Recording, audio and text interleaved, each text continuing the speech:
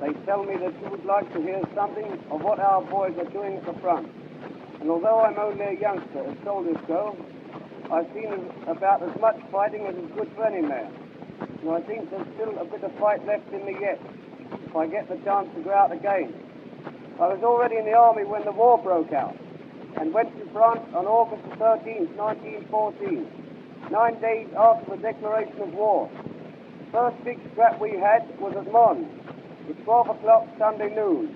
The Germans don't take any count of Sunday. You people over here don't realize what our boys went through in those days. That march from Mons was a nightmare. Unless you've been through it, you can't imagine what an agonizing time it was. We used to do from 20 to 25 miles a day. We filled our haversacks with biscuits and ate them as we marched along. The longest march we had was from Bury-on-the-Aisne to La Bassée. That was after we had advanced on the Marne and started to push the Germans back to the Aisne.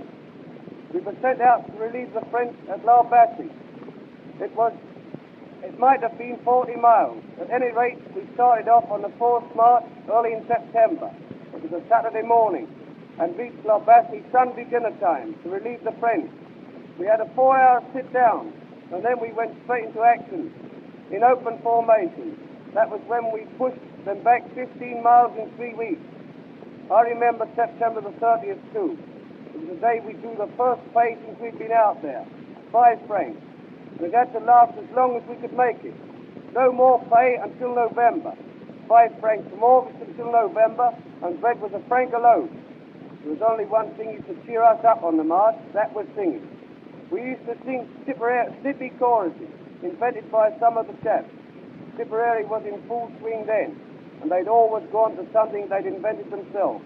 It used to buck us up, and we would march all the better for it. Sometimes we'd sing some of T.H. Eliot's songs, you know, the chocolate-coloured tune, but we'd always go into something we'd invented. I don't think I've got much of a voice for singing, but I try and sing 1 or 2 of the choruses we used to sing. We're here because we're here, because we're here, because we're here. We're here because we're here, because we're here, because we're here. We'd be far better off, far better off, far better off in a hug. Here we are, here we are, here we are again. Hello, hello, hello, hello, hello. Here we are, here we are, here we are again. Hello, hello, hello, hello, hello, hello, hello. Woo! If you are not already fed up with what I've said, perhaps you'd like to hear something about the boys in the trenches. In the early days of the war, when we were pushing the Germans back from the Marne, we would only perhaps occupy a trench for one day, and then dash forward and dig another in the night. The longest spell in the trenches I was 18 days. We were short of food, and eventually the Indians came over to relieve us. At night, so many men were detailed off to bring the food to the trenches. We would get bacon, cheese, biscuits, dry tea and sugar. No fires were allowed in the day owing to the smoke, and no fires at night because of the glare. So we had to make tea as best we could. We used to cut up sticks as thin as matches and light them in our dugouts, and we were probably smoked out, I can tell you. Another time we could not get out for water, so we made a little fire and melted the snow down in our canteen. It took about an hour and a half to make a cup of tea then. Christmas last year, we were in the trenches at Wolvergem, and all the sniping stopped, and it was quite quiet until the day after Boxing Day. Then 2 of the snipers picked off 2 of our men, and we declared war. The German trenches and ours are very often not more than 50 yards apart. That's why bombs were used. These bombs are bottle-shaped, with a handle, and weigh about 4 pounds. They explode as soon as they hit the ground.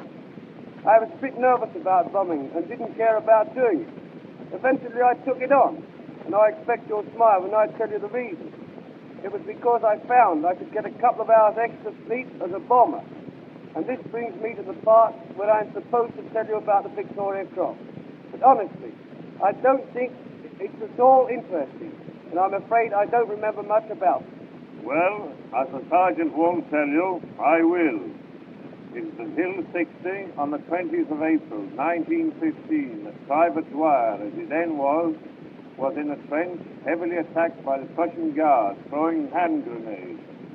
He climbed on the parapet, and although a hail of bombs rained upon him, he succeeded in dispersing the enemy single-handed by hurling grenades at them in return.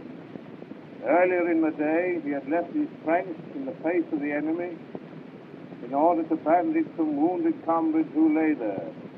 And it was for these acts of gallantry that the sergeant was awarded the greatest honor man can get, the Victoria Cross. And now the sergeant would like to have a final word. I'm only a youngster, barely 20, but I'm doing my bit, and I tell you you're wanted, and wanted badly. If you people at home are anything to you, they're worth fighting for. Fierce force, come up and show the damned Germans that we're better men than they any day.